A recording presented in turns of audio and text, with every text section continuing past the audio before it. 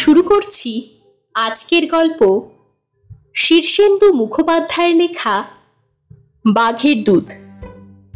তদানীন্তন বাবুর যে বাঘের সঙ্গে দিব্যি খাতির তা লোকে জানে। খাতির মাগনা হয়নি। একবার নাকি পাতা নাতা খুঁজতে ভুটভুটের জঙ্গলে ঢুকে ভারী ফ্যাসাদে পড়েছিলেন। কানাওয়ালা নামে একরকম ভূত আছে। তারা এমনিতে ফট করে কারোর সামনে আসে না, কিংবা শব্দ সারাও করে না। তাদের কাজ হলো মানুষের মগজে ঢুকে স্রেফ তার কাপাসটাকে অকেজো করে দেওয়া। ব্যাস, সেই লোক আর কিছুতেই চেনা রাস্তাও চিনতে পারবে না। নিজের বাড়ির সামনে দিয়ে 10 বার যাতায়াত করেও বাড়ি ঠাহর করতে পারবে না। একেবারে ভজঘট্টে ব্যাপার বাঁধিয়ে দেবে। তা ভুটভুটের জঙ্গলে তেমন ধারা কানাওয়ালা বিস্তর ছিল। তদানীন্তন বাবু পড়লেন তারই একটার পাল্লায়। জঙ্গল থেকে আর কিছুতেই বেরোতে পারেন না। ওদিকে অন্ধকারও নেমে এলো। আর সেই আমলে ডুয়ার্স ছিল এক উদ্ভুটে জায়গা। ভূত প্রেত দত্তিদানা তো ছিলই, আর ছিল বিস্তর বাঘ, হাতি, গন্ডার, বুনো শুয়োর। সাপখোপের কথা ছেড়েই দিচ্ছি। আর কে না জানে জঙ্গলের মধ্যে সন্ধেবেলার যে ভয়ের সময় আর নেই। তদানীন্তন বাবু তখন ছোকরা মানুষ, সবে কবরেজিতে প্রসার হতে শুরু করেছে। ডাক্তার কবরেজদের এই শুরুর দিকটাই যা বিপদের। প্রথম দিকেই 2-4টে ভোজবাজি দেখিয়ে দিতে পারলে রুগীর একেবারে গাদি লেগে যায় চেম্বারে। প্রসার হয়ে যাওয়ার পর রুগী মরলেও আর কেউ কিছু মনে করে না। যে কটা ভালো হয় সেগুলোর কথাই লোকে ফলাও করে বলে বেড়ায়। তা তদানীন্তন বাবু গোটা 2 ভোজবাজি ইতিমধ্যে দেখিয়েছেনও। মহাজন রামপ্রসাদের পেটে একটা টিউমার হয়েছিল। ডাক্তার বলেছে অস্ত্র করতে হবে। রামপ্রসাদ অস্ত্র করবার নামে এমন ভয় খেয়ে গেল যে তার নাওয়া খাওয়া বন্ধ হলো। সেই টিউমার শেষে কমলো তদানীন্তনের দেওয়া ওষুধে। রামপ্রসাদ খুশি হয়ে বলল, তোমাকে কত দিতে হবে বলো, যা চাও তাই দেব। কিন্তু লোভ তদানীন্তনের ধাতেই নেই। তার উপর গুরুর বারণ আছে, চিকিৎসা মানে লোক সেবা, লোভ করতে যেও না বাপু। তদানীন্তন তাই 2 টাকা আর ওষুধের দামটুকু নিয়েছিলেন। এতে সবাই বেশ বাহবা দিল তাকে। এরপর হেড পণ্ডিতের বউয়ের ভূতে ধরার ঘটনা। সে এক বিদঘুটে ব্যাপার। পণ্ডিত মশাইয়ের গিন্নি রাখাল রানী মহা খান্ডার। তার ভয়ে বাড়ির বেড়ালটা অবধি তটস্থ। অমন যে দাপটের পণ্ডিত মশাই, যার ভয়ে ছাত্ররা একেবারে ভিজে বেড়ালটি হয়ে থাকে, সেই হেন পণ্ডিত মশাই রাখাল রানীর কথায় ওঠেন বসেন। রাখাল রানীকে যে ভূতেরাও ধরার সাহস রাখে, এটাই আশ্চর্যের বিষয়। তবু ধরল, সবাইকে অবাক করে দিয়েই ধরল। আর সে কি ধরা! সাজবেলায় পুকুর ঘাটে গা ধুতে গিয়েছিলেন, ফিরে এলেন অন্য মানুষ। এক গলা ঘোমটা, নববধূর মতো হাবভাব, কথা নেই বার্তা নেই। হঠাৎ ফুচফুচ করে কাঁদতে থাকেন, আবার যখন তখন খিলখিল করে হেসে ওঠেন। অদৃশ্য সব মানুষের সঙ্গে কথাবার্তা বলতে শুরু করলেন। গলা ছেড়ে বিদঘুটে সব গান গাইতে লাগলেন। একদিন দিনে দুপুরে একটা মোষের পিঠে চেপে খানিকটা ঘুরে এলেন। এইসব কাণ্ড দেখে ডাক্তার বদ্যি ডাকা হলো। তারা ফেল মারলে ডাকা হলো ওঝা। রাজ্যের লোক ভেঙে পড়ল কাণ্ডটা দেখে।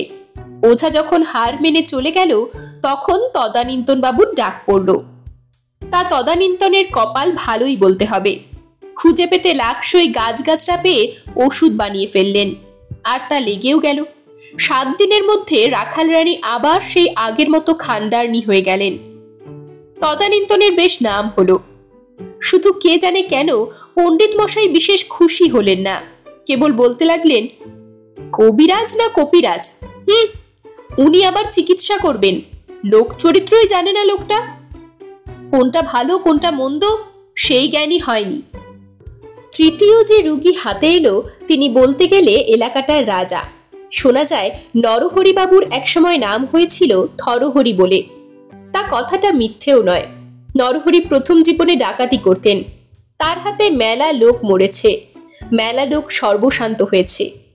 যথেষ্ট টাকা পয়সা হাতে এসে যাওয়ার পর নরহরি ডাকাতি ছেড়ে ব্যবসাতে মন দিলেন। জমি জায়গাও কিনে ফেললেন বিস্তর। তাতে অবস্থাটা ফুলে ফেপে উঠল, খুব নামডাকও হলো। এখন উনি ডাকাতি করেন না বটে, কিন্তু হাতে মাথা কাটেন। দোর্দণ্ড প্রতাপ। একদিন তদানীন্তনকে ডেকে পাঠালেন দরবারে। বিশাল ঘর, ঝাড়বাতি, কিংখাপ, কি নেই সেই ঘরে। তাকিয়ায় ঠেস দিয়ে বসেছিলেন। তদানীন্তনকে বললেন, দেখো হে বাপু, ইদানিং মনে হচ্ছে আমি কেমন বুড়ো হয়ে যাচ্ছি। ব্যাপারটা মোটেই ভালো ঠেকছে না আমার কাছে। এত টাকা পয়সা, ধন দৌলত, আমি বুড়ো হলে ভোগ করবে কে? হ্যাঁ, বুড়ো হব মানে এ কি আর কি নাকি? এখনো তেমন বয়সই হলো না, বুড়ো হলেই হলো? তা তোমাকে এর একটা ব্যবস্থা করতেই হবে।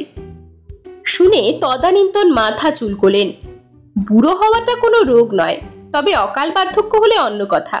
তিনি যতদূর শুনেছেন, নরহরির বয়স 70-এর ওপর।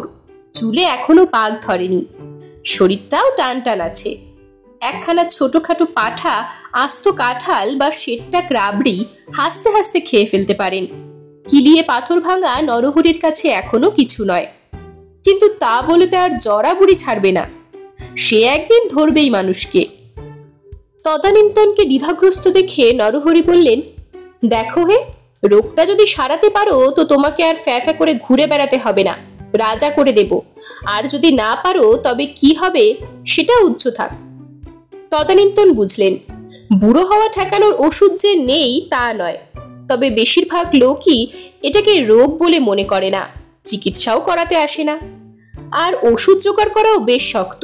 বাঘের দুধ, ব্রহ্মকমলের বীজ এবং আরো নানান দুষ্প্রাপ্য জিনিস লাগবে। তদানীন্তন বললেন, দেখো, বেশ ভালো করে দেখো, এইটি তোমার অগ্নি পরীক্ষা। এই কথাটা মনে রেখেই কাজ করো বাপু। যে আজ্ঞে। এটা যে একটা প্রচ্ছন্ন হুমকি তা বুঝতে কষ্ট হলো না তদানীন্তনের। ভারী চিন্তায় পড়ে গেলেন তিনি। তবে তিনি এটাও জানেন যে নরহরির চিকিৎসা যদি লেগে যায় তাহলে প্রসারের জন্য আর ভাবতে হবে না। ভাবতে ভাবতে তদানীন্তন শুকিয়ে যাচ্ছিলেন। রোজ সকালে নরহরির দুটো যমদূতের মতো পাইক সরকি হাতে এসে হেরে গলায় হাঁক মারে, কই কবরেজ মশাই, ওষুধ জোগাড় হলো? বাবু যে হেদিয়ে পড়লেন। রোজ রাতে 15খানা পরোটা খান, কাল রাতে 14-র বেশি পারেননি। যা করার তাড়াতাড়ি করুন। তদানীন্তন অমায়িকভাবে বললেন, হচ্ছে বাবারা, হচ্ছে। তা দৌড়ঝাঁপ করে নানা ফন্দি ফিকির খাটিয়ে কিছু কিছু জিনিস পেয়েও গেলেন তদানীন্তন। এখন বাঘের দুধটা হলেই হয়, কিন্তু সেটা কি করে হবে? কথাতেই আছে বাঘের দুধ। অভাবে গরু বা মোষের দুধ দেওয়া যায় বটে, কিন্তু তাতে বিশেষ কাজ হবে না। তা সে যাই হোক, নানা চিন্তা ভাবনায় পড়ে জঙ্গলে ঘুরতে ঘুরতে বেঘরে তো অন্ধকার নেমে এলো। চারিদিকে নানা রকম জন্তু জানোয়ারের হাক ডাক শোনা যাচ্ছে। তদানীন্তন অগত্যা একটা বেশ বড় গাছে উঠে পড়লেন। 20 হাত মতো উঠে 3টে শাখার সংযোগস্থলে দিব্যি একটা রাত কাটানোর মতো ফাদালো জায়গাও জুটে গেল।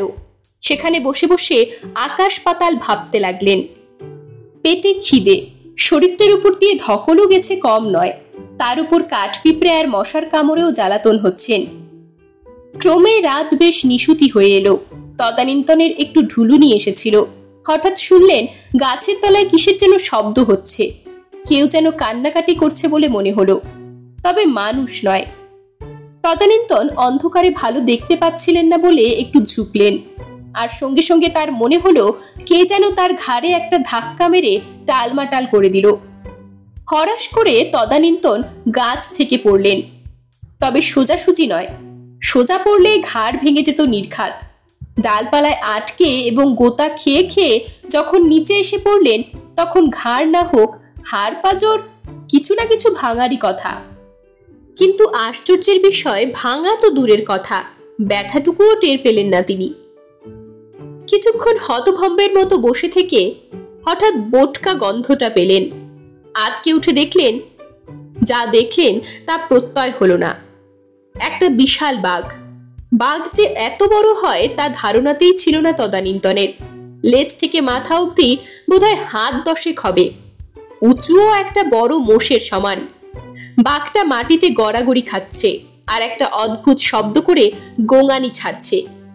এরকম অবস্থায় তদানীন্তন আর পড়েননি কখনো, শত্রুও যেন না পড়ে। কিছুক্ষণ বিস্ময় ভরে বাঘটার দিকে চেয়ে রইলেন। হঠাৎ তার কানে তার বিবেক যেন বলে উঠল, তুমি না চিকিৎসক? চিকিৎসক কি রুগী বাঁচে? জীব কষ্ট পাচ্ছে, তোমার কাজ তুমি করো। তদানীন্তনের ভেতরের সুপ্ত কবিরাজটি জেগে উঠল। তিনি যন্ত্রণাকাতর বাঘটার কাছে নির্ভয় এগিয়ে গেলেন। আশ্চর্য বিষয়, তদানীন্তন একটু চেষ্টা করতেই বাঘটার সামনের ডান পায়ের থাবার কিছু ওপরে নাড়িটাও টের পেলেন। বেশ চঞ্চল নাড়ি। বুঝতে পারলেন বাঘটার পিত্ত কুপিত হয়েছে। বাঘটা হা হা করে হাঁপাচ্ছিল। আর জ্যোৎস্নাটাও নিশুতি রাতে বেশ জোরালো হয়ে পড়েছে বলে জিভ পরীক্ষা করতেও বেগ পেতে হলো না। চোখ টেনে চোখের কোলটাও পরীক্ষা করে নিলেন। জঙ্গলে গাছগাছড়ার অভাব নেই। মোক্ষম ওষুধটি খুঁজে বের করতে কষ্টও হলো না। এনে খাইয়ে দিলেন। বাঘটাও আশ্চর্যের বিষয় খেয়ে নিল। তারপর বাঘটা একটু আরাম বোধ করে শুয়ে পড়ল। তদানীন্তন তার পিঠ চুলকে দিলেন, কানে সুরসুরি দিলেন। বাঘটা নাক ডাকিয়ে ঘুমোতে লাগলো। এরপর বাঘের দুধ জোগাড় করতে আর কষ্ট পেতে হয়নি তাকে। লোক দেখেছে সন্ধেবেলা বাঘটা এসে তদানীন্তনের গোয়াল ঘরে ঢুকত, আর তদানীন্তন বালতি নিয়ে গিয়ে সের সের দুধ দুইয়ে নিতেন। লোকে বলে সেই দুধ থেকে ছানা, দই, এমনকি ঘি অবধি তৈরি করতেন তদানীন্তন। নিজে তো খেতেনই, চড়া দামে বিক্রিও করতেন। কিন্তু যে কথাটা বলার জন্য এই এত কথা, তা হলো নরহরিকে নিয়ে। তদানীন্তন বাবু তো বাঘের দুধ ও আর সব দুষ্প্রাপ্য জিনিস দিয়ে বার্ধক্য ঠেকানোর ওষুধ তৈরি করলেন। তারপর গিয়ে হাজির হলেন নরহরির দরবারে। নরহরি ওষুধের শিশিটা খুলে নাকের কাছে ধরে ঘেন্নায় মুখ ফিরিয়ে নিয়ে বললেন, এহ, বিচ্ছিরি গন্ধ। এতে কাজ হবে তো হে কবিরেজ? নইলে কিন্তু। কাজ হলো কিনা তা ঠিক বোঝা গেল না। তবে কদিন বাদে একদিন রাস্তায় হঠাৎ দেখা। তদানীন্তন তার গাছগাছড়ার খোঁজে যাচ্ছিলেন, আর ঘোড়া দাপিয়ে প্রাতঃভ্রমণে বেরিয়েছিলেন নরহরি। একেবারে মুখোমুখি পড়ে গেলেন। এই যে কবরেজ, কি খবর? তদানীন্তন তটস্থ হয়ে বললেন, যে আজ্ঞে, খবর ভালোই। তা আপনাকে বেশ ছোকরা ছোকরা দেখাচ্ছে কিন্তু। এই কথায় হঠাৎ ঘোড়া থেকে লাফ দিয়ে নামলেন নরহরি। তারপর গাক গাক করে চেঁচিয়ে বলে উঠলেন, এই কথাটা আজকাল আমাকে সবাই বলে কেন বলো তো? এ কি ইয়ার্কি নাকি? আজ্ঞে না, ইয়ার্কি হবে কেন, যথার্থই বলে। নরহরি অগ্নিশর্মা হয়ে বললেন, ইয়ার্কি পেয়েছ? ছোকরা দেখলেই হলো। বয়স কত হয়েছে তা খেয়াল আছে? ৭১ ছাড়িয়ে ৭২-এ পড়লুম। আর ছোকরা দেখাবে মানে? বয়সের গাছ পাথর নেই তা জানো? ওসব কবরেজি একদম করবে না আমার কাছে। বুড়ো বয়সে বুড়ো হওয়াটাই ধর্ম, বুঝলে? ছোকরা দেখানোটা কাজের কথা নয়।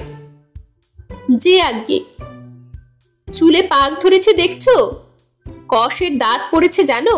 আজকাল 10খানা পরোটার বেশি খেতে পারি না, খবর রাখো। আজ্ঞে না। খুব কবরেজ হয়েছে। পণ্ডিত ঠিকই বলে, কবিরাজ না কপিরাজ। এই বলে ফের ঘোড়া ছোটালেন নরহরি। তদানীন্তন হা করে চেয়ে রইলেন। এরকমই আরো সব গল্প পেতে চ্যানেলটিকে সাবস্ক্রাইব করে দেবেন। আর গল্পটি যদি ভালো লেগে থাকে তাহলে লাইক, শেয়ার আর কমেন্ট করে দেবেন।